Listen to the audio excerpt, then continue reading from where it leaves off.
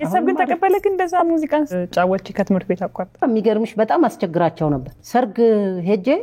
ሳላቀው አድራለሁ ጧት ነው የምመጣው እየጨፈርሽ ሙች ልጅ ሆኜ ማለት ነው እዛ ዘፍኛ አቅልጬው ጧት ሲነጋ ነው ማቀውና እዚህ ስመጣ ቅጥቅጥ ገባ ቤተሰብ እና ይሄን ያህል እንትን አይደለም ውጭ ስትወጣ አልቆጫት ቀን ከለድ ዘፍና ነው በጊዜ የእውነት በጣም ሳላቀው በቃ ለካ አድር ያለው ዛው ሰርጉ ቤት ጧት ሲሄድ በቃ አባቴ ምን እንዳረኩ ታውቃለህ ጉማሬ የሚባል ዱላ ታውቀው ከሆነ እናውቀዋለን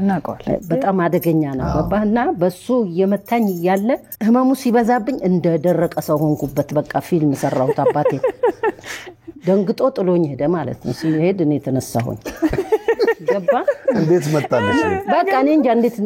እንትን አልኩኝ በጣም በቃ ዱላው ሲያርፍብኝ በጣም እንትን አልኩ ጉማሬ ያለንጋኩ በቆዳ